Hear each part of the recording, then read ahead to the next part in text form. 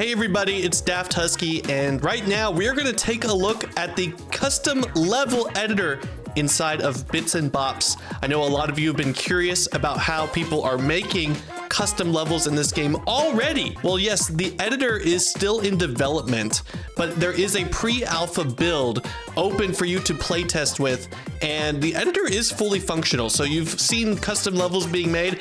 I'm going to show you how to do the same thing in this video, and it's not as hard as it seems. Also, quick disclaimer, this is all going to pertain to the Steam version of the game, not the console versions, which at the time of recording are not released. But just to future-proof the video a little bit, most of what I'm talking about is going to be for the Steam version of the game. That's where you really have the most flexibility to play custom levels and build stuff in the editor. So with that out of the way, let's walk through all steps to make your own custom level. So the first step to getting into the Bits and Bops editor is that you'll actually want to quit out of the game and make sure that you are on the beta branch of Bits and Bops. And by looking at the properties of your game in Steam, click over to game versions and betas, and you'll probably be on the public version. You'll want to switch over to this beta branch. So all you got to do is click on beta branch and your game will automatically update, as mine was already on beta, so it should be good. This also works with the demo of the game. In fact, you can access the editor in the demo of Bits and Bops for free. The only difference is that in the demo version, you will only have access to the mini games included in the demo to chart with. That includes Flipper Snapper, Hammer Time, Meet and Tweet, and Bebot and the Fly Girl. So you only have those 4 mini games to work with in the demo, but you could still totally make some awesome levels in the demo for free if you haven't picked up the full game yet. So everything I'm about to teach could also apply to you, even if you haven't picked up the game yet. So I'm obviously going to be working in the full game version of the editor today, but if you want to follow along in the demo, feel free to install it and try it out. All right, so now that we are on the beta branch, we're going to launch the game and head over past the title screen. And then you're just going to go to the credits. And then once you're on this credit screen, just press Control+E, and that is actually going to take you right into the editor. And you're going to be introduced with this splash screen letting you know the editor is under construction. So this screen tells a lot of information, but you can just toggle it on and off with the F1 key, and boom, we are in the editor. And just by pressing the F1 key again, you can bring up this message at any time. It does include a cheat sheet of a bunch of different control options, including keyboard shortcuts. So I'll press F1 to remove that. And then this is what the editor looks like. And I seem to have loaded into a level already. Okay, so I guess the last thing I had loaded in here was a level I made called Jellyfish Mixtape, as you can see. So we'll talk about everything that's going on here one step at a time. So on the top portion of the screen, we have all of the properties and settings to set up our level. As well, on the top half of the screen, as soon as I play a preview, you can see that top right quadrant becomes the level preview.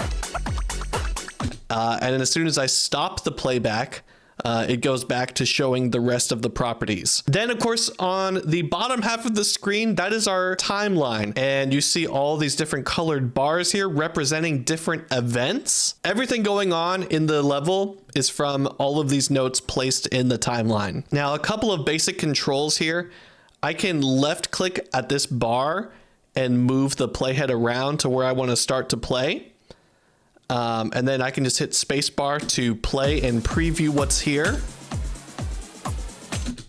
I can also hold down the control key and zoom in and out by scrolling the scroll wheel on my mouse. I can also hold down the Alt key and scroll to go left and right. Honestly, I probably don't even know every keyboard shortcut, but they're literally all listed on this F1 key cheat sheet. So let's just open a fresh file here. I'm just gonna click new. So now we have a clean slate. There's no music imported. There's nothing on the timeline. Now we can just cover what we're looking at here. So we'll start from left to right on the properties section. So you have all your basic file management here, including new, open. And what's nice about this is you can open up anybody's custom levels that you've downloaded. So if you found a custom level that you think is really cool, go ahead and open it in the editor and just take a look at how that creator managed their level, and you'll probably pick up a few skills just learning and observing what they did. So that's just one tip. And then of course you have save as. You also have this upload button here. You're going to want to disregard that for now. It actually does not do anything currently. And then play, pause, and quit. Obviously play, you can also just hit the space bar, and right now there's nothing loaded in. So you just have the playhead moving with a blank preview, and then the pause key. You can also, instead of stopping it entirely, you can pause the game. So if you wanted to pause the preview without fully stopping where you're at, you can click pause, or you can do shift space to also pause the preview. Now there is a lot of text here on the screen, and I promise you it's not as complicated as it looks. All of this text here is really a hierarchy of columns that each open up into a sub menu. So you can think of it as this column being the biggest menu, and then anytime I click somewhere else on this column, it changes the next column. So let's just take a look at these global options here. And so we have editor properties, mixtape properties, BPM change, and music preview. So the first place you're going to want to start your custom level is actually at mixtape properties, as this is where we're going to set up our song of choice and actually import the music file into the editor. However, before you import your song file, remember, this is a rhythm game, and we want to really make sure that our music file is able to synchronize to a set BPM, which is beats per minute, aka the speed/tempo of the song, which is measured in beats per minute. We want to make sure we know what that BPM is, and we also want to make sure that we can determine the offset value. And what the offset does is it enables you to make sure that your music file is going to start on the first beat of the song exactly. That way, when you start putting notes in the game, the notes are going to perfectly align with your song. And honestly, getting this first step right and having your music synchronized correctly to your BPM is going to automatically set your level above quality standards for a lot of custom levels, where people overlook this step a lot. And I think if you're going to make a rhythm game level, it needs to be synced to the music. Okay, so let's say I have a song picked out and I've chosen the Check Me Out channel. And look, I'm not going to tell you where to get your music from. You can get it from YouTube, or I also recommend this site, KH Insider, which has a large library of video game OSTs, if that's what you're interested in choosing. Or if you just own the song too, that works great. Now, before we import our song file into the editor, and I've talked about this in every other rhythm game tutorial that I've made, but I highly recommend opening up your song file in any audio program. The easiest one to use is going to be Audacity, which is a free program for your computer that easily lets you view the waveforms of your audio file. And Audacity is going to allow us to make some tweaks and edits to our music file before we import it into the game. That's really going to help us out. But I really think even beginners who've never touched an audio program can follow the steps I'm about to provide, and it will help you out in the long run. So once you install and open Audacity, it's just going to open this blank canvas, and I'm just going to drag and drop my audio file into Audacity. And you can see here, it's going to open up this waveform, which is our audio file in both the left and right channels. And we're just going to observe this audio file a few different ways. Now, the first thing we can observe is that Audacity tells us the time length of our audio file, which is something that Bits and Bops currently will not do. Bits and Bops will tell you the beat count of where you are in the playhead, but it will not tell you the runtime length. Now, the main thing I want to look at in this file is the very beginning of the audio file. So I'm just going to hit Control and then scroll in. You can also use View, Zoom, and Zoom in, or Control+1. And we're just going to scroll to the very beginning of this audio file, zoomed in. And you're going to notice here this flat line at the beginning. That indicates to me that the beginning of the song is just silence. So if I click play, you can see there's just that like half a second of silence. So if I were to just throw this file into the editor as is, we would need to adjust the beat 0 offset here in the editor in order to accommodate for this silence. And if I zoom in really, really close, you can get an exact time measurement of where your audio starts and what millisecond value that is in. So it's at about 0.7277, give or take, if you want to get really exact. You don't have to get as exact as that if you don't want. You could just say 0.7. But, you know, what you could do with that information is, say now I just wanted to import the song file as is. So I click music. Again, we are in global mixtape properties, music, and then find your music file. And we have the check me out channel here. So now if I hit the space bar, you can hear the music is loaded into the editor, and it does have that half-second silence at the beginning. So learning the how much of silence there is in the song, which is, you know, we'll just say 0.72. We're going to use this beat zero offset value, which is measured in seconds. So we need to put 0.72 and then hit enter. So basically what this offset value is about to do is it's going to jump ahead in the audio file 0.72 seconds to start the first beat. So now if I press space, you can see the audio started immediately. And you might have to play around with where exactly the starting point is, which leads me just into the second and easier way to do this, which is go back in Audacity, and once you've determined what you need to cut out, you're just going to use your left click and drag to the very beginning of all of the silence, and then Control X, just remove it. Now, if I were to import this file, I can leave the zero offset at 0 and it should be fine. There's definitely a lot more uses of Audacity as well, including, I know for a fact that this song loops twice within this 3-minute range. So say maybe I only need the song to loop once. I don't want to have to go through a whole second go around of the song. Maybe I'll shorten it to like 1.5 minutes. So we can just click anywhere and preview the song.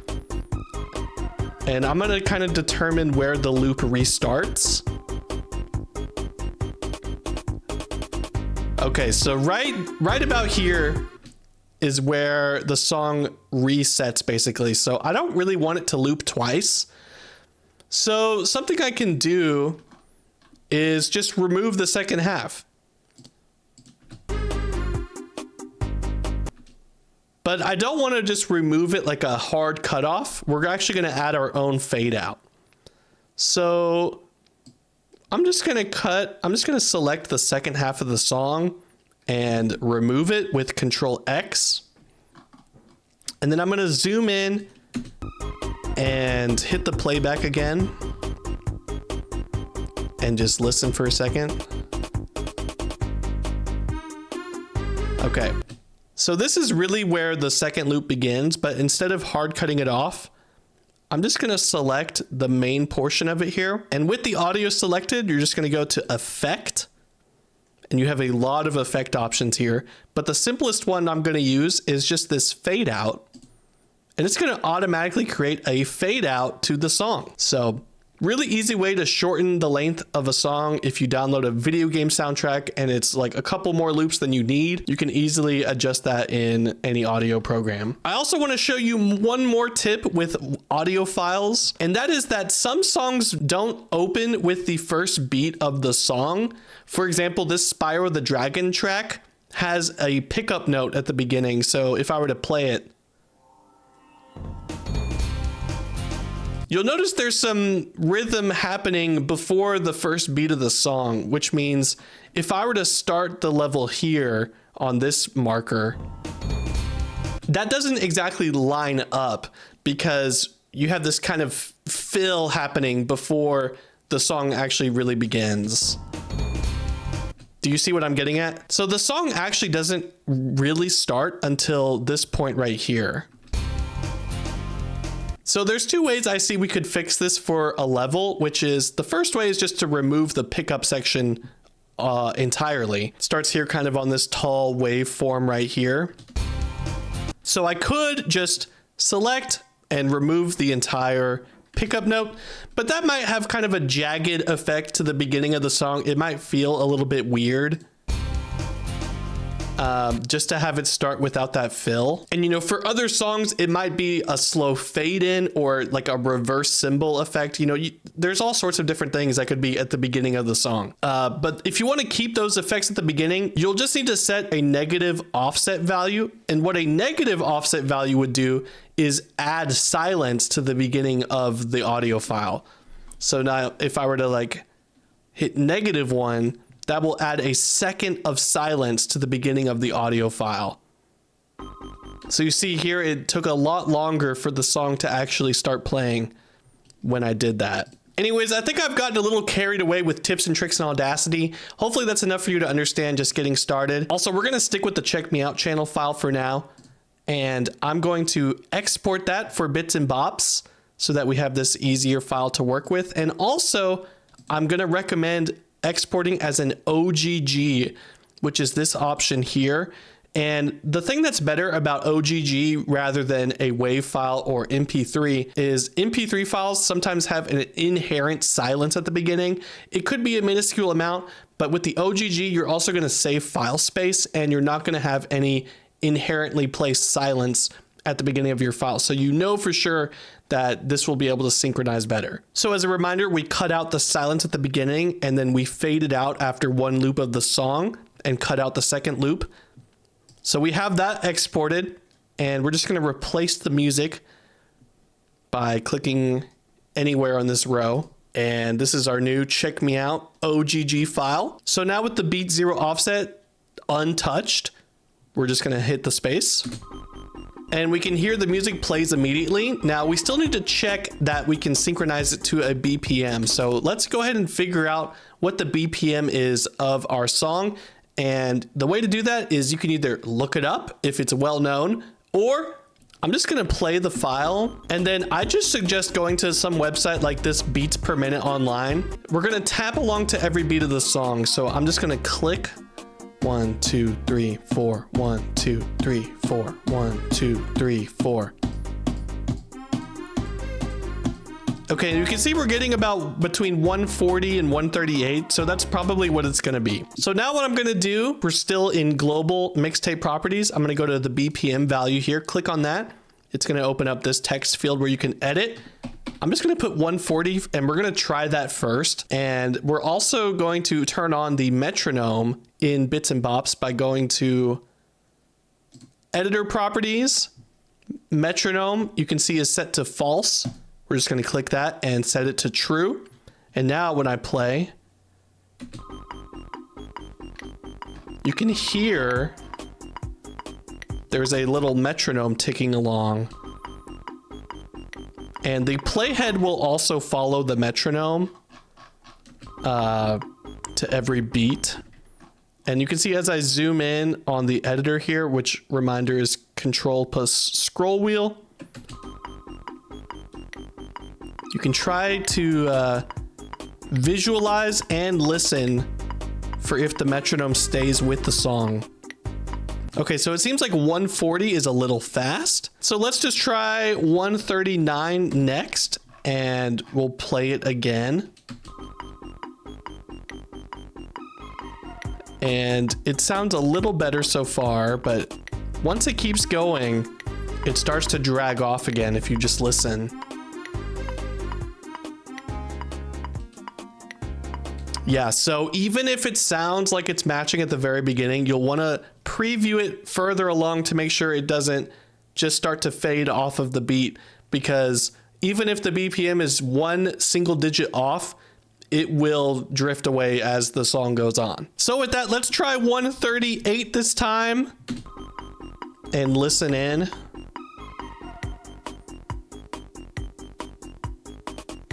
This might be the sweet spot. So far, so good. And then just to double check, I'm going to click further ahead with the playhead, and I'm going to hit play over here. And I'm listening to the metronome and it's still synced up. So we have it synced up all the way. Perfect. But the good news is the hardest parts of this tutorial are already done.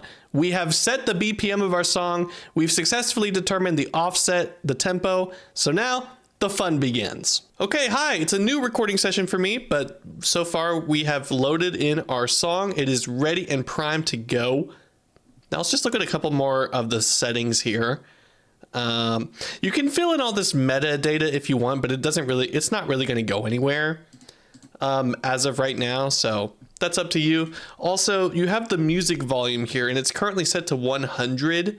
I'm going to typically recommend setting this to like 75 or lower. And that's just so that the master volume of the music does not overbear on the gameplay sounds and the audio cues you need in the levels. So just be mindful of that. You know, I would always say better quiet than sorry in cases like this, because it's really easy sometimes for a music volume to override the gameplay volume. If anything, I would just put it on 75 if you're unsure, or even sometimes I put mine as low as 50. You've also got the BPM change event, which we'll be coming back to. And then music preview doesn't do anything right now. So that's everything in the global options. And then we also have game manager, which has the option for toggle inputs and end. So this end event is super important. You will need this to actually tell Bits and Bops that the level is over. This is the first thing you should really do. I don't always do it first, but we're gonna look for the ending of the audio. Okay, too far. Here we go. Okay, so this is where, and it stopped on its own. So that tells you that's the end of the audio file. So the way you drag events from the top of the screen to the timeline is whatever you have selected. All you have to do is right click in the timeline and that event will drop as a note or like a little rectangular bar. And so this end event, I'm just going to put right there. Perfect.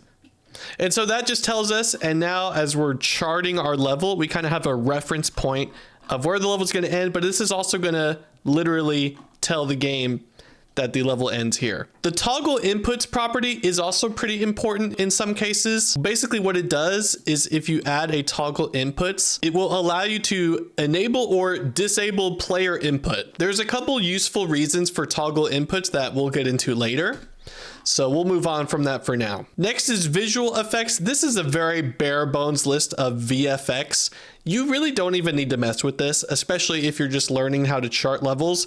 I would say avoid visual effects entirely for now. Next is accessibility. This doesn't do anything right now. This text option is not fully developed. So maybe in the future you'll be able to put captions and text on the screen, but that is currently not an option in this version. Okay, and then after that, it's literally the entire rest of the list is actually the games. And so you'll notice we have the full list of Bits and Bops mini games here. And you also notice that the ones in parentheses are variants for the mixtape versions of certain levels. So you have Flipper Snapper Regular and Flipper Snapper Jungle. The important thing about levels with mixtape variations is that the note events cannot be shared between the two. So if you were to switch between a Sweet Tooth to Sweet Tooth Jungle, you would want to make sure that you use the note events from the respective menu. So yeah, the way I'm going to treat the rest of this tutorial is we're going to chart a level and I'm going to try to include every mini game within the duration of this level. And we'll just go over each mini game's properties to an extent. Some of them have a lot of visual options and ways to change up the scenery and whatnot. Mainly, I'm just going to focus on the gameplay input options, so you know everything you need to chart your level. All the visual stuff, that can really come after, and it's never something necessary to make a good level. You know what? We're just going to go in order. So let's start our mixtape with some Flipper Snapper. So you can see here, I have Flipper Snapper on the events list, and that's what's going to actually change the mini game. So we want that at the very beginning here. As you can see, when I zoom in a bit, we're going to put the Flipper Snapper event right at beat 0, so that when I hit play, well, let me move the playhead back to 0. So when I hit play, the game is loaded in. Also, I still have my metronome on from earlier when we were trying to set the BPM. I think we don't need that anymore. So we're going to turn that back to false because we don't really need the metronome anymore. And now let's add some notes. So for Flipper Snap, it's just bop and triple bop. These are the 2 note options. Everything else in here is purely fluff, just visual stuff, you know, changing the characters, changing scenes. So I'm not really going to worry about that in this tutorial too much. You'll see when I click on bop here, there are some options for the bop note. Let's just put a few in and see what happens. Let's just try that. And you'll see the game plays the notes for you. That's because we have autoplay enabled. So that's another option we haven't really looked at, but that's going to be here in the editor properties, and that's this option here. Autoplay is set to true. Now, if you turn autoplay off and now we run back the play, it's not going to hit the notes for you. And this is useful for when you want to play test your level yourself, because actually when autoplay is turned off, I can hit the notes on my keyboard. I'm actually playing it right now. That was my keyboard input. And you can also play test it in full screen if you play and hit the F key. And you can toggle that at any time while the level is playing. Just tap F on your keyboard and we're in full screen. So it's super important to, while you're making the level, you'll probably want to keep autoplay on, to be honest, but it's super important to occasionally play test the level yourself by turning autoplay off, because sometimes the preview can behave differently depending on what you've charted and how autoplay behaves versus when a human player is playing. There could be some hiccups in the level that you don't realize. So always good to play test your level yourself, but we'll leave autoplay on for now. And so I'm going to move this bop note actually to the very beginning here. Since the song is slow enough that there's enough of a warning time for that first note to appear, I think that's fine.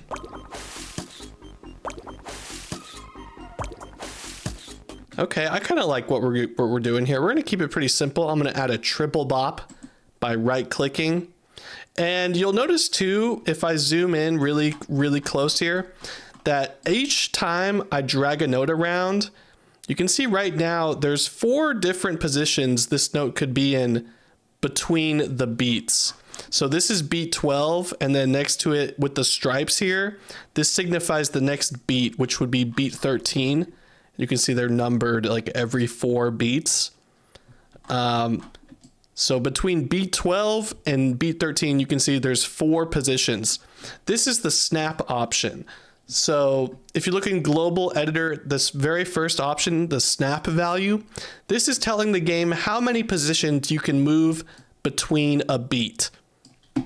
Now, the snap value can be changed to any a different number. So for example, if I wanted to change the snap value to double the value to 8, now when I drag this note, there are 8 possible places to put it in between a beat. So you could get more precise or faster in some cases with your note placement. However, I don't think you need to do that very often. So you could even simplify it further by going 2 beats, and then there's, you know, maybe that just gives you less space to screw up. So, you know, keep it simple too. The other useful thing you can do with snap is if you use 3s or 6s, you can kind of use that to set up a triplet pattern in some cases, where maybe you want to have 3 in a beat, but I don't think Flipper Snapper is the best example of that. But anyway, that's the snap value, so we'll just keep it at 4 for now. But yeah, let's see what we've made so far.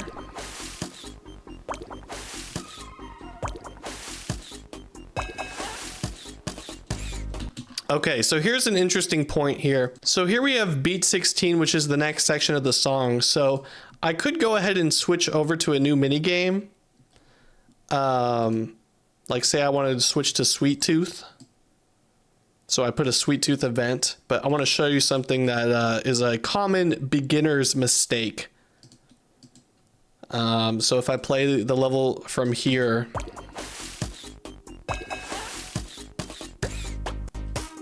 so I don't know if you caught that, but basically the game is transitioning too soon before you're able to hit the last note in triple bop. So that's a problem because you're not gonna be able to hit that note, and it's gonna mess up the next game. See how it switches games on the same beat that you're supposed to be hitting this? So how can we fix this? Well, I would recommend just not not setting up notes like this, essentially. So you could move this triple bop back a few beats, or you just don't transition the minigame until it's been hit. And that way you have a little bit of that time to actually hit the note, and you could still have the Sweet Tooth note come in the background. You just won't have as much reaction time to hit it. But hopefully that makes sense, right? And then we can add in a double note. So I just click single or double. And like Sweet Tooth, you only have two options right now. So that is very simple. Single and double.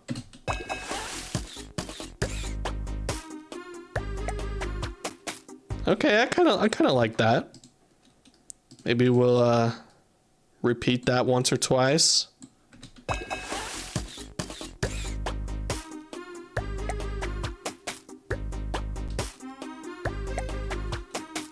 Yeah, okay. We'll keep that. Like I said, we're just going to kind of go in order of minigames. We skipped Flipper Snapper Jungle, but show you what that looks like here. So you can see like the option for like pan down. If I were to put that down, that just like starts the scene by panning the camera down. So that's one example of a visual thing, but like I said, we're not going to focus too much on that. So maybe we kind of repeat the first bop section. Or maybe we mix it up. So even on the notes, like bop and triple bop, they have their own properties. If you want to change the properties of a note you've already placed, just click on it so that it's highlighted gray like it is now. And then you can change its properties. So the only properties this one has is pop. So I set pop to true. Let's just see what that does. I honestly don't even remember this. Oh yeah, so it just pops the ball. So that would be useful if it was like the final note. But you can typically leave that false. But that just kind of helps you understand how the properties work, and how each of the corresponding columns is just a sub menu of the column to the left. All right, so let's change scenes again. I think this time we'll go rock, paper, showdown. Like I said, we're just going in order. And notice how I have another triple bop here where it's the same thing as last time. So if I want to have a new game appear, we need a sliver of time for the player to be able to hit that note. So I'll put a throw here because we actually want the note. Ideally, we want the game to transition here, but because of this triple bop note, I'm going to move that a little bit to the right. And you can see it's interesting how even when the game does not appear on screen, the notes you place for it are still active in the background. Okay, so we got some rock, paper, showdown here. Let's go back to rock, paper, showdown. Let's put down a throw long.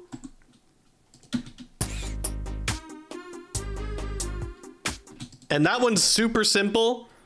Again, like Sweet Tooth.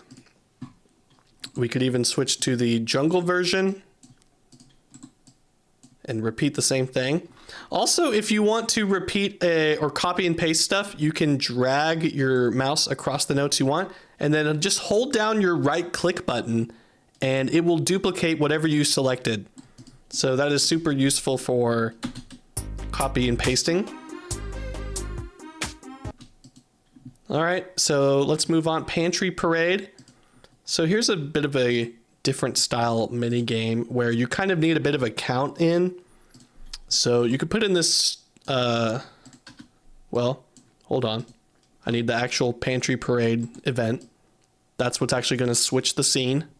And then the start module. Let's just see what happens when I put them next to each other like that.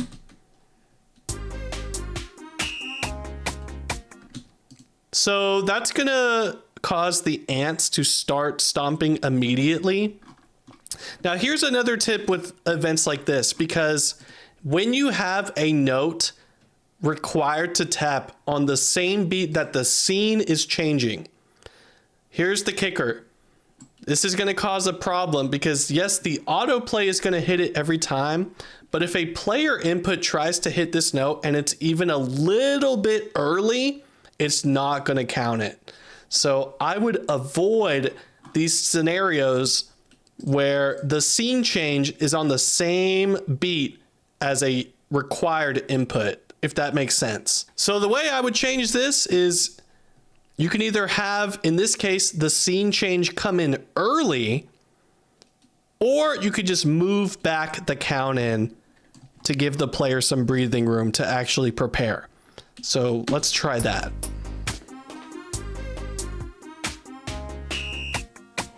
So that gives them some breathing room. In fact, I might even give more breathing room. Let's try it from this point. Okay, maybe an entire measure here, 4 beats. That actually feels good. We're gonna keep it like that. Yeah. And then the only other options with Pantry Parade, you've got the quick triple note. So we'll pop one of those in and, you know, just drop stuff in, play it, and see what it does, you know? Okay, I didn't really like the timing of that, so let's move it ahead. Also, what's nice about this editor is you can put the playhead anywhere and it'll remember the events behind it as well. So don't think that if you want to look at like your Pantry Parade section that you have to start the playhead at the beginning of it every time. You can move it around and it'll still know what's going on, which is nice. That's something Heaven Studio doesn't do as well.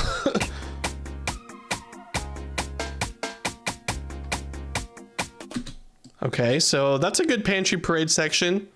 We'll just skip the jungle version for now. All right, so Bebop and the Fly Girls. This minigame has the most event options ever, and that is solely for visual flair. Like you can change the lighting, the colors, the LEDs. All of that is so completely optional, so don't even worry about it right now. All you need to worry about is dance and spin. So we'll put in Bebop right here, and then let's just have them do a little dance.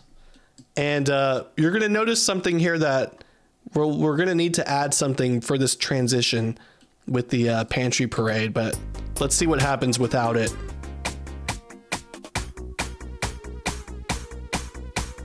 Can you hear it?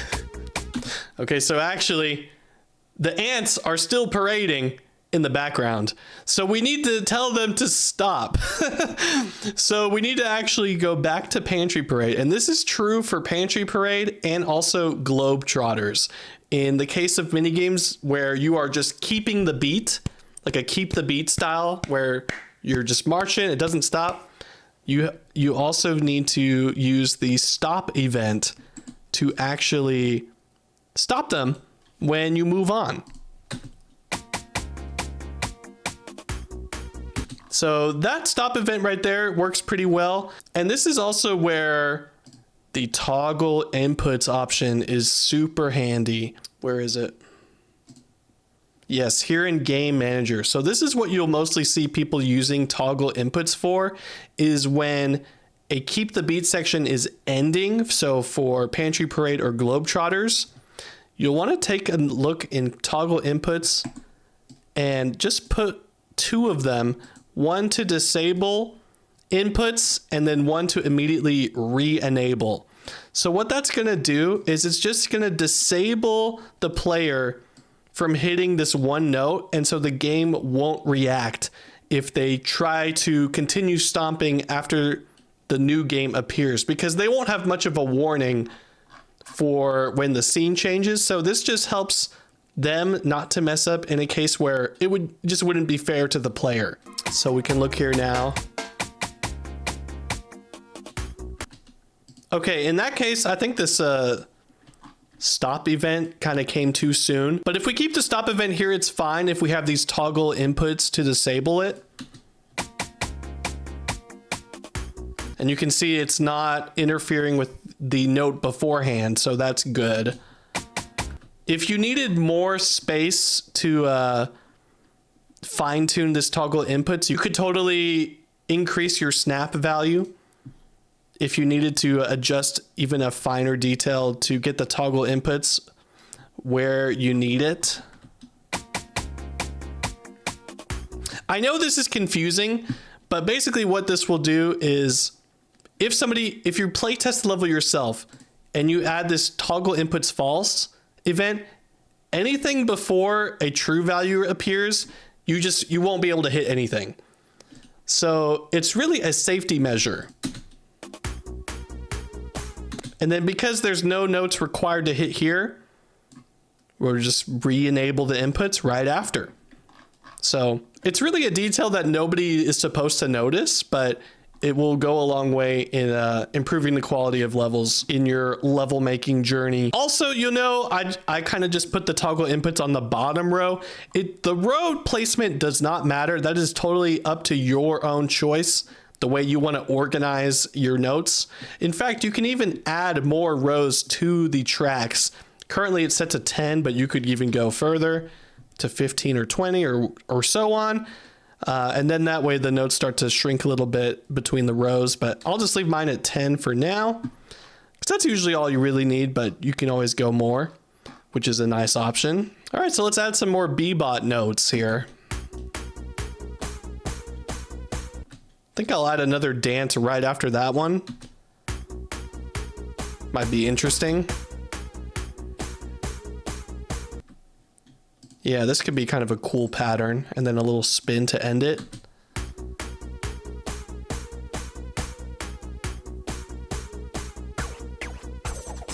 I kind of like the way that works out. Okay. So yeah, that's all I'm really going to worry about in Bebop. We're going to move on to flow worms. Let's pop a flow worms. So let's just lay down some balls here. We have ball, fastball, and slow ball. So let's just put a bunch of them down and see what happens.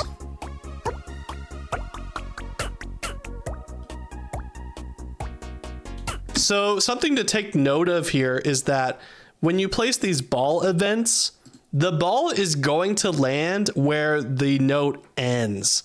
This is super useful to know. For example, say I like the timing of this ball, but I would prefer it to be a fastball instead. I could just put the playhead at the ending of that note and then replace it with a fastball. And now the timing is the same, but the speed is different.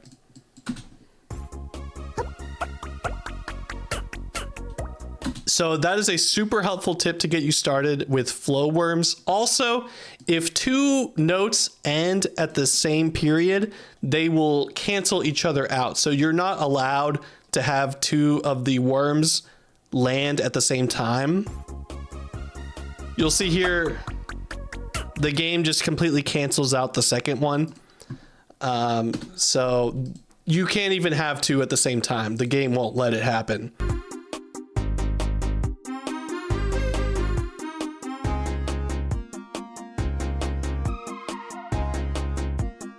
All right, I made up a little cool flow worms pattern here. Notice I also spawned one of the balls before the scene change, kind of just supporting what I said earlier, that things are always happening in the background even before the scene changes. So, you know, you can spawn in a ball slightly beforehand if that's where you want to place it. Just be sure you're giving the player enough of a warning, obviously, to see it.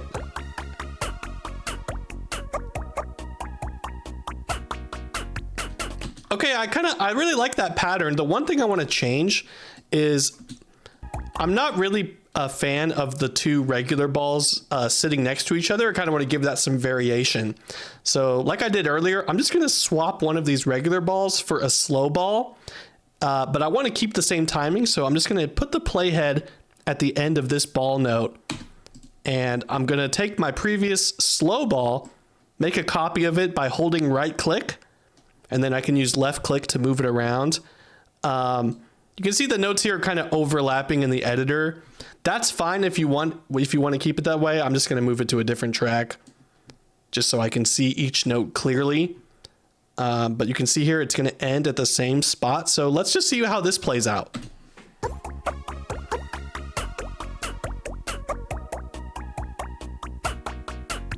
Yeah, I like the way that flows. No pun intended. All right, let's move on to meet and tweet.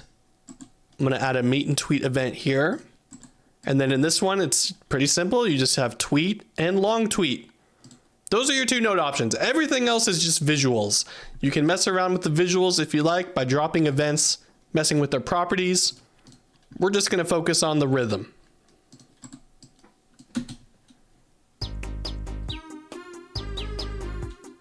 Okay, I said we're just going to mess with the rhythm. I don't really like how it starts meet and tweet by default with the camera panned down. So I'm going to use this set camera position option real quick. And we're just going to put that on mid. Okay, so I lied. That was like the one visual option. But that just feels a bit more natural. All right, now let's actually chart something cool. Let's move this ahead maybe.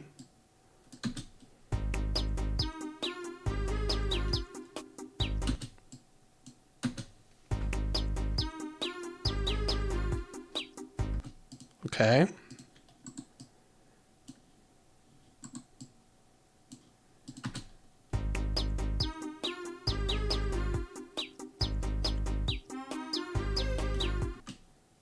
That sounds kind of cool. Now you can also get kind of crazy with the meet and tweet notes if you start to chain them.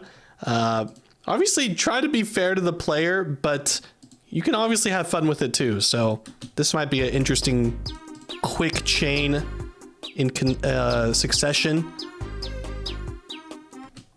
Also, actually, I don't know if that one is even readable. That's pretty tough to read. I'm gonna maybe put that one ahead. Oh, wow, that's just ridiculous, huh? It's kind of cool, but kind of unfair to the player, in my opinion. I think that fits a little bit better. It's a bit more simple. If you keep a level simple, it'll make it look better than you probably think it is. Like, I'm telling you, do not worry about getting complicated with these levels. All right, let's put in some steady bears. And this is another sort of keep the beat style, kind of like Pantry Parade, only in this game, you're only hitting on the 2s and 4s.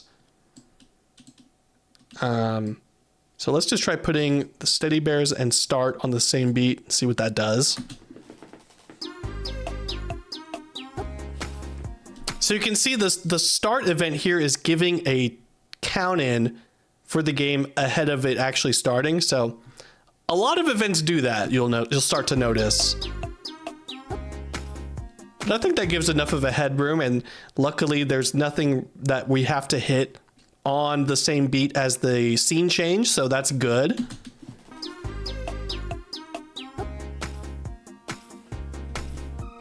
And then with steady bears, you can add some slow notes and quick notes. And then you also have the stop event. Since it is a keep the beat style game, we'll need to use this when we switch to the next game. But let's put in maybe some quick notes here. Let's just put it somewhere. Okay, so this is interesting. So for steady bears, the quick note, you need to actually put it on the correct beat for it to appear, they can only appear in certain positions. If you don't put it in the correct position, it just won't do anything. So you can see previously I put it on this off beat and it doesn't do anything. The game just ignores it. So you need to put it on the correct downbeat. So obviously just trial and error. If it's not on the correct beat the first time, use the stripes to your advantage to put it at the beginning of a new beat is typically how it'll actually read it. You know, if I were to just put it like somewhere willy-nilly like that, the game's not gonna care. It's gonna be like, nah, bro, you can't do that.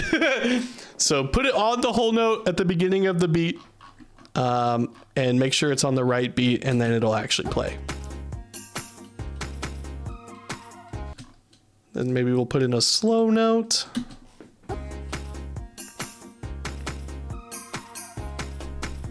Okay, I feel like that kind of came in too soon. I'm gonna move it ahead a bit. I think to right there.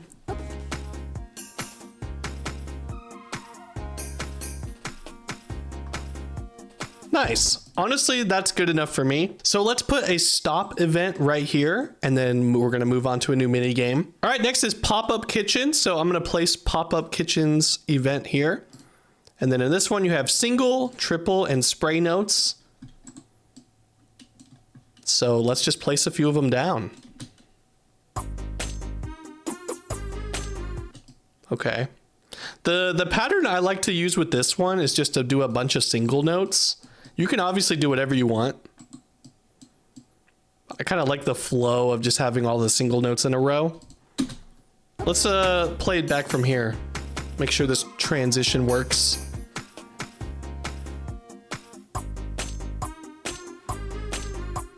Yeah, and then I'm gonna put this triple note like right there, maybe. That's a bit of a tricky note there, but it could be interesting. We'll put it a bit for ahead. Yeah, I really like that pattern. The vanilla Bits and Bops game uses this pattern a few times. It's got kind of a nice feel to it. Let's add a few more single notes. Maybe a spray here.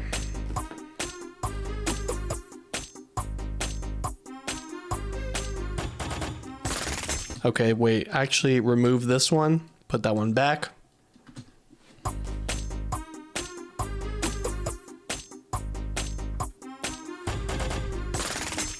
Beautiful. And that's Pop-Up Kitchen. Firework Festival, another really simple one.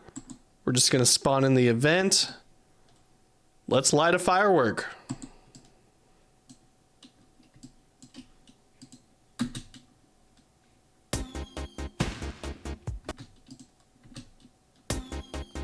Okay, so similar to flow worms, the fireworks, just be aware, the firework will actually ignite at the point at the end of the note. So you can use that to know when the player is actually going to have to hit the button. So we'll just kind of place a few and see what we think. Ooh, I kind of like the way the song is hitting all those hits right there. Maybe we try to time all of them up with a bunch of fireworks. Where does that begin? That da-na-na-na-na. I feel like we could add a bunch of fireworks there to each of those notes. Da-na-na-na-na. So you don't have to staircase them like that. You could also just stack them on the same row. Doesn't really matter. Let's see what it sounds like. That's kind of cool. Wait. I think we add one more.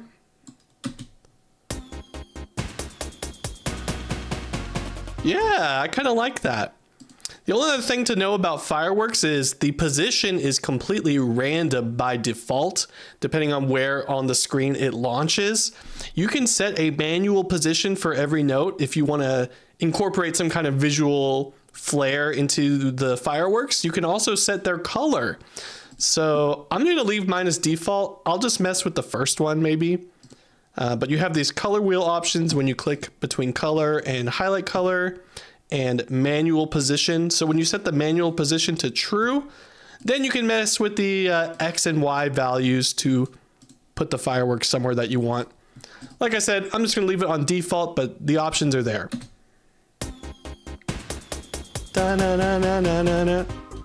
Yeah, that's really cool. Okay, let's zoom out a bit, and we are actually close to the end of our mixtape. Are we gonna be able to use every mini game? I cut the song short when we started the tutorial just to show you how to do that. But let's put in a hammer time here. We're still gonna cover every mini game, don't worry. All right, so next is hammer time. And hammer time, you'll see, has a ton of options. Most of these options are just pertaining to this different scene changes and visual stuff, you know, like stuff like putting the cat on the screen. You don't need to worry about that right now. So the main thing you need to understand with a game such as hammer time are intervals. So dropping notes in hammer time is not as simple as just dropping nails where you want them to appear, because you need to have an interval, since the game is a call and response style of game, which is where the game places the notes in a certain way and then you hit the notes the same way, where the game reveals the pattern first and then you hit the notes after. So we need to add a start interval. So we drop this start interval here, and then the only input option you have is the nail. So let's drop some nails within the start interval bar. Select nail, and I'm just gonna copy a few like that. And now let's play it and you'll see what happens.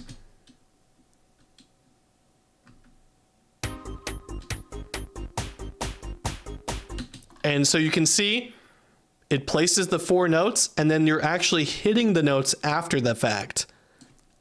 In this section. So that is what an interval is for. Now, what's useful about intervals is you can adjust the length of the interval by holding down the shift key and putting your cursor at the edge of the note and then just dragging it to whatever length you want. So if I wanted to make this a little bit quicker to kind of match the pace of the song, I could do that by putting all the notes within the shorter interval, and now you get this. So that's interesting because now the notes come at you faster and sooner because the interval ends sooner. We could also leave the interval as is, but keep the fast notes. And now the notes appear later in the song.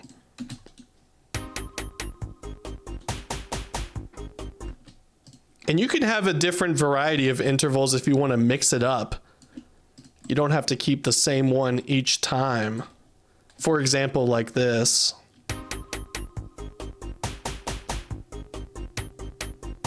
You can see in the second interval, the notes come at you faster. Just be sure when you're charting intervals that you save the empty space in your timeline for these notes to hit. So you kind of have to visualize it yourself a bit with these interval mini games where you can kind of visualize duplicating the amount of the interval as the space needed for the player to actually hit those notes. So even though this entire space is empty, it's actually where the player is hitting the notes.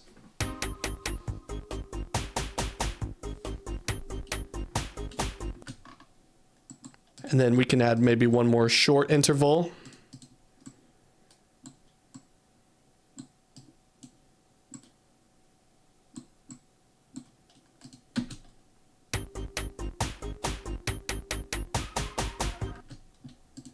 And then you can even go really fast with these hammer nails. I'm gonna add a sneaky fast note in there. Okay, I take it back. We don't need that in there. Keep it simple. Okay, and that's all we need for hammer time. All right, after hammer time is Volcano. I mentioned Volcano briefly because of the set jump pattern option. But in this case, we're just going to set the game scene in and then have the jump pattern come in a full 4 beats later, just as to give the player some heads up on actually jumping to the beat. And I'm looking at it now. Maybe we only need 2 beats of heads up based on that pattern. Yeah, okay. So really 2 beats ahead is a good way to go about this. And then so for Volcano, right, you have the set jump pattern and freeze and stop. Stop is going to be similar to the same reason you need stop in any other keep the beat game, which we've had Pantry Parade and like Steady Bears. Same reason here. Don't forget to put a stop event before you go to the next mini game.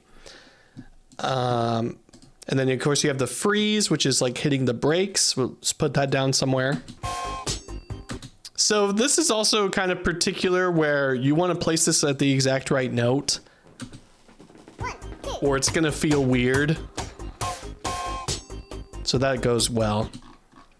And then of course, if you freeze, now say you were to freeze and then move on to the next game. So this is actually going to stop the moles, and then you would not need to add a stop event if you're ending the sequence on a freeze.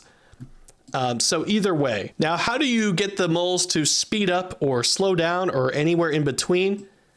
It's the same as set interval, where you just stretch it to a different length.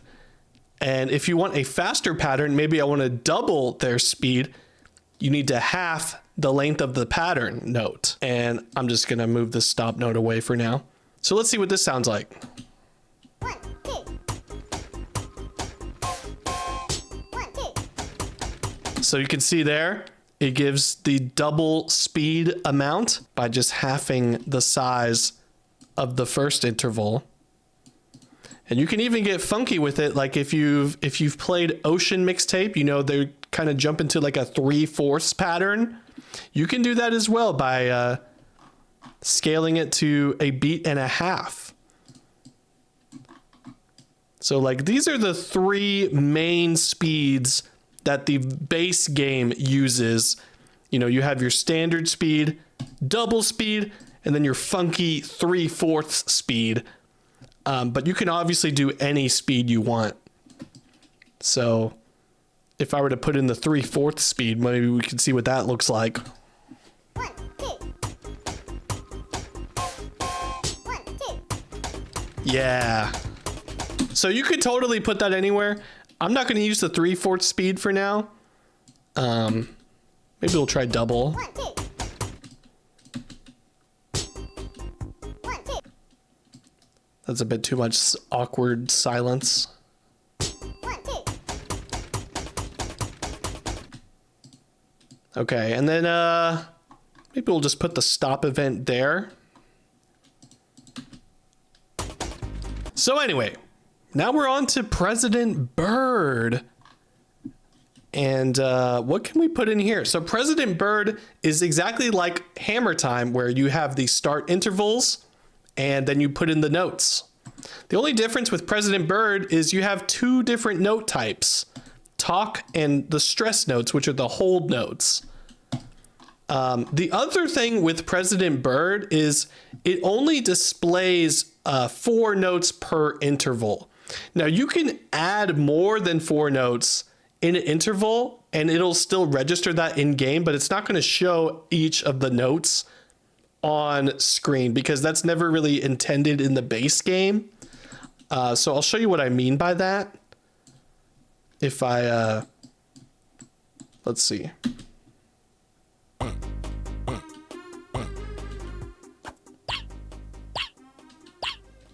And you can see we've run out of music time. Let me switch out the music for the longer version real quick, and I'll be right back. Okay, I went ahead and reverted the length of the song that we cut earlier, so now we have a full second half of the song to work with.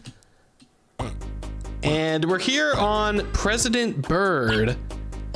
I think this interval goes on for kind of long, so I'm gonna go ahead and just half the size of that.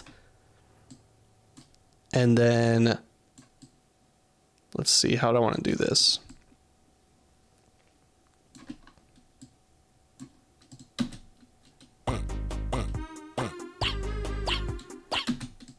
Okay, that's interesting. Let's do 4 notes instead there, just in a row.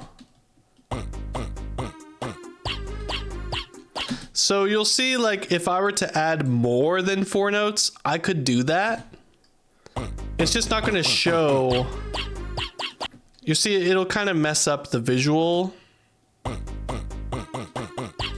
Also, when you add a bunch of notes near the end, that's supposed to be the moment that the screen is panning over to the bird.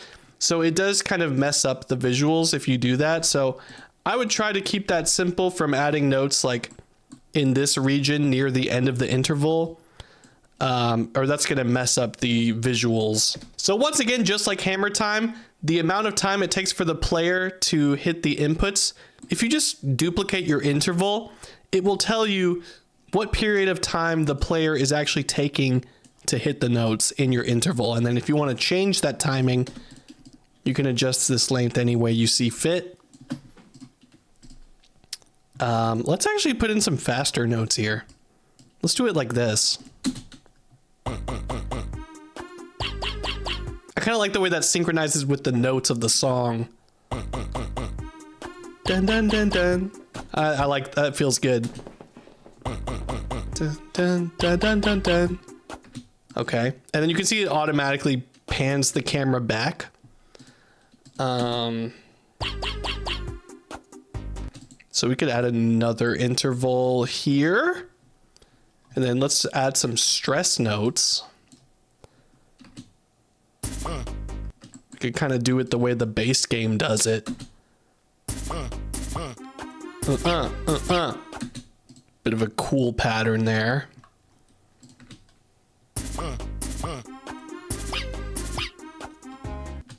And then that's really President Bird. I mean, you can also change a few of the scenes by, where is that? Yeah, the set scene property.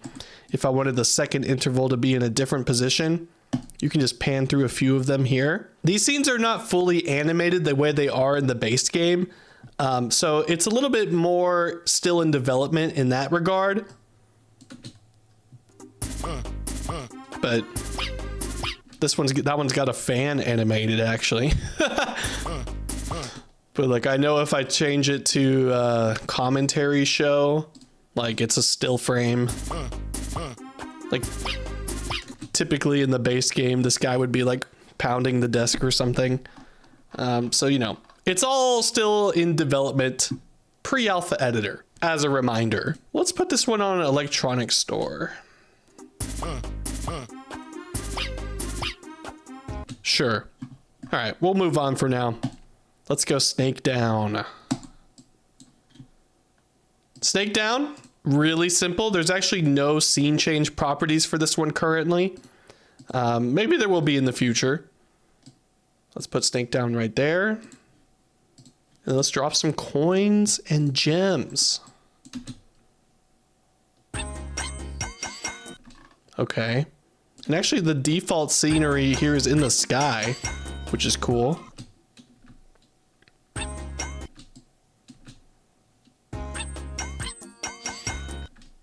What do I want to do here? Maybe I can use the triple coin to kind of hit on the dun dun dun dun, dun dun dun dun.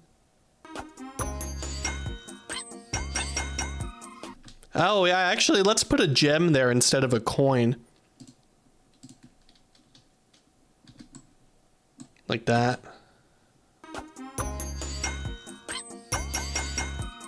That sounds really cool. I'm gonna keep the gems going like every 4th beat. I like the way the triple coin and the gem kind of align into that 4-beat pattern. That's kind of cool. I'm gonna do it again on the second go through. See how that sounds. Hey, that works. I really like that. Honestly, I don't even know if I need to add in any regular coins. I think I like what we have enough. Nice. You know what? I'll add a single regular coin at the end of this phrase. Give it some variety.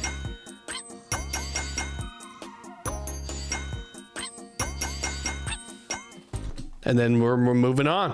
All right, let's hop into Octi Party now. Drop one of those for Octi Party. And then this one, you've just got tea, sugar, and refresh cup and flip sign are more visual things. So we're just gonna focus on the notes. And Octi Party is a special case because in the base game song, it's timed to a 5/4 time signature. So when you translate this game into 4/4, it sometimes it can either be really slow sounding or like really fast. In this case, it's just a little bit slow. It's not a problem, but maybe what you might try to do in the case of Octi Party, you can kind of think of it the way that Bits and Bops does it in the final mixtape. If you remember playing that level, the Octi Party in that level is super fast. If you want to do that in here, you can achieve the same effect than having it be super slow. The way you do that is with the BPM change event. So you would need to go to global at the very top, BPM change, drop one of those bad boys anywhere here. And then remember that our BPM is currently set to 138. So if you wanted to speed up or slow down while the song maintains the same tempo, you just need to either double that value or half that value. So if I wanted to speed things up, I could double the value of 138. So double the amount of 138 would be 276. And then make sure you place that BPM change exactly on the beat where Octi Party starts. And now it's a little bit more sped up and kind of keeps up the pace of the song a bit better. And you could play around with it. Now be wary about BPM changes, because once you set a BPM change in motion and continue charting ahead, if you decide to change or remove a BPM change later, it will affect the placing of all of the notes. So like right now, you see when the playhead moves into the BPM change, it'll speed up. See how it immediately goes way faster? So bear that in mind. You typically, whenever I chart BPM changes, I kind of have to commit to them pretty hard. Otherwise, you kind of have to, it messes everything up to go back and change it. But we're only going to keep this BPM change here for a couple of measures, and then we will add another BPM change to revert it back to 138 in the next mini game. So you don't have to do this for Octi Party if it's a tempo that you're happy with, but you can use this to set it differently. And these doubling and halving of tempos is another trick that you can use across the game to get more variety of notes out of certain mini games. So actually, just a quick example of the tempo change, I'm going to show you here in Jellyfish mixtape that I made, what I did in Bebot and the Fly Girls. So you can see here on Bebot, I have a BPM change in the middle here, and watch what happens when it hits this. See how I'm charting like basically the same spin notes, but they're hitting twice as fast now because I doubled the BPM to add a little variety. So even though I'm just using spin notes in this case, it's sort of like extracting a bit more variety out of the same note just by doubling the tempo here.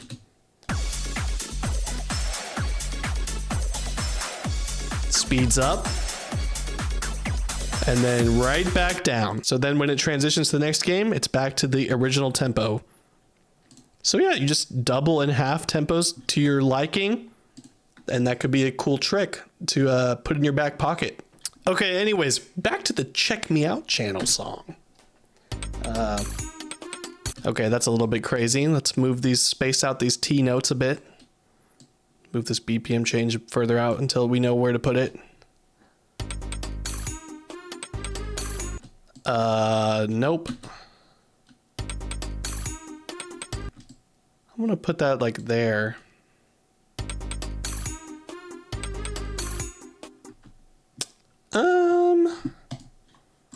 Could maybe drop some sugar in between those.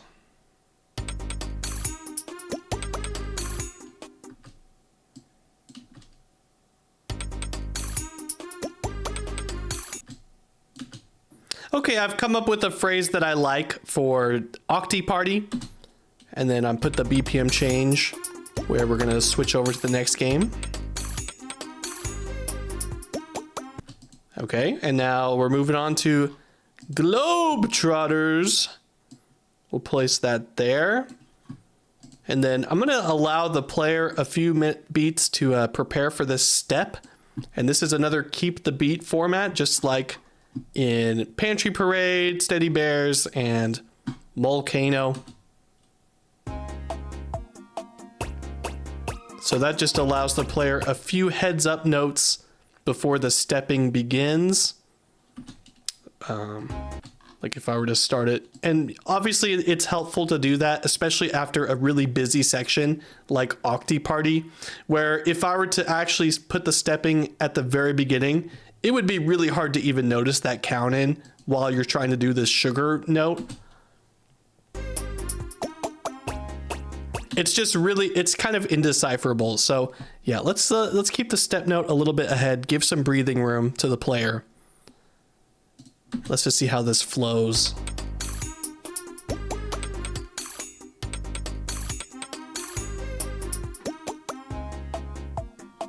I think that works great. And now the one thing we can do is add a swap.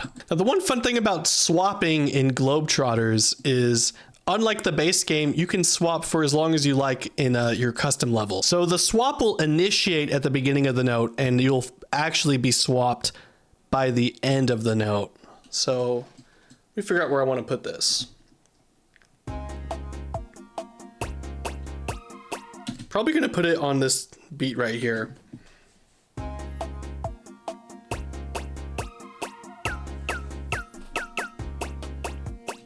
Now you can see they don't return automatically. Now, if you want to keep it in standard procedure, you just need to add another step event ahead of the swap by like 2 beats, 4 beats.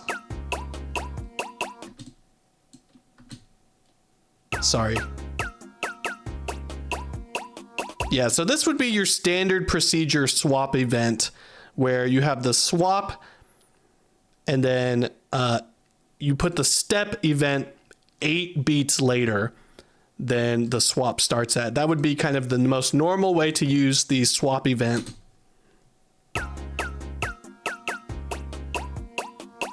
But you could also extend the step even further if you want to keep it that way for a little longer.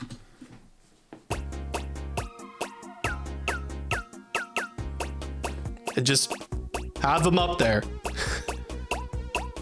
And then they come back down. So you could totally do that. I'm gonna edit undo. Okay, I think I'll add a little bit more Globetrotters here. So let's say I just want the Globetrotters to continue up until this point where I put the stop note. And then every time you transition from something like Globetrotters or Pantry Parade or anything that keeps the beat consistently, if I'm switching to a different game, which at this point we've covered every minigame, so hooray! You've seen it all. The only things I haven't covered are each individual mixtape variation, which are all the same. They just look a little different. So let's say we want to go to Firework Festival Ocean. And as a reminder, each mixtape version has its own specific note event. So for example, if I were to switch over to Firework Festival Ocean, it would not display notes from the regular Firework Festival. So don't get confused. If I were to spawn a firework from the other minigame, it's not going to show. So you can hear it in the background, but because I'm on the Ocean version, it doesn't show and you can't actually hit the note. So let's actually use the note in Firework Ocean. Put that there, and now it works. So just be mindful of that if you're switching between the mixtape version and the regular version a lot. You could sometimes get confused if that happens to you. And because we're switching out of Globetrotters once again, I want to prevent the player from attempting to hit on this beat where it stops. So I'm going to add a toggle inputs once more as we did earlier. And that's going to be game manager, toggle inputs. I'm going to put it like half a beat before and turn inputs off, make another one, turn them back on. Let's play that. You can see it's not interfering with any other notes. It's just stopping the player so that if they were to tap their A button, or if they were to tap an input on in this space, it's not going to interrupt the flow or give you an incorrect noise sound or anything. Perfect. Now we can add some more fireworks, and I think we've pretty much shown every mini game. We've shown the basics of bits and bops. You know, we've pretty much charted a whole level here. I just need to find a way to fade it out. But dun, dun, dun, dun, dun, dun. I mean, I think at this point I can set you off to the races. The only things we haven't covered are visual effects, really. But I've shown you how to mess with them, play around with them, the same way that you do events for the minigame inputs. And look, I mean, look at how much we've done already. And it's only been the course of a tutorial. So let's just say for the purposes of the tutorial that this is the end of the remix, and let's just pretend that we faded out here.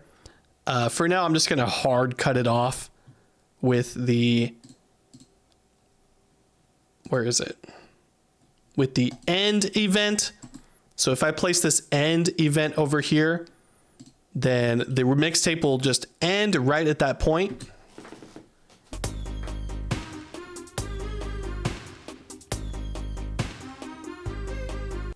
Okay, so it's a bit of a goofy place to end it, but let's just end it there and say that we're done. The only extent I'm really going to share visual effect tips is that maybe for the beginning or ending of your level, you might want to add a simple fade in or fade out.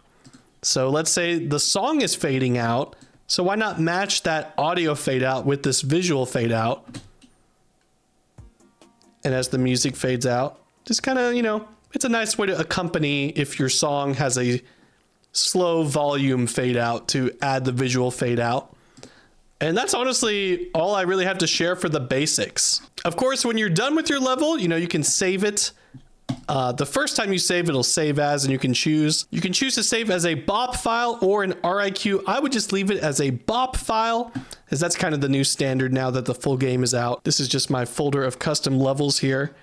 But I've already got mine saved here, and then you can do with that BOP file as you please. If you want to share it with others to play, perhaps in the Bits and Bops Discord server, there's a channel dedicated for that if you want to share your level, or get playtesting support from other players who can maybe offer tips on your levels as well. Or just get help from anyone in the Bits and Bops Discord, which there are plenty of community members who would be happy to check out your level, playtest it, and offer tips based on what you make. The Discord is also a great place just to share your levels with others. You can also, of course, if you want to screen record your level and upload it to somewhere like YouTube, I just use OBS Studio, and there you can use that to screen capture, screen record your gameplay by just having the screen on the editor and going into full screen with the F key, turning on autoplay, and just recording it that way. Of course, I'm going to remind you one more time, you should totally 100% playtest the level by turning off autoplay and using your control method of choice. You can just use the keyboard, and you can still go into full screen too. And now, if my hands are off, it's not playing, but I can playtest the level and playtest your entire level to see if anything strange happens. If you need to fix a transition or something that the autoplay might not catch. It's just a good idea. Anyway, I like how we just literally ran through the list of mini games for this this chart. It's honestly not too bad. You can see that toggle inputs worked out well enough. Dun dun dun dun dun dun. Very nice. You can exit full screen at any time with the F key. Turn back autoplay on. If you're crazy, you can adjust the playback rate if you want to play it at double speed for whatever reason. You could do that. I'm gonna leave that at 1.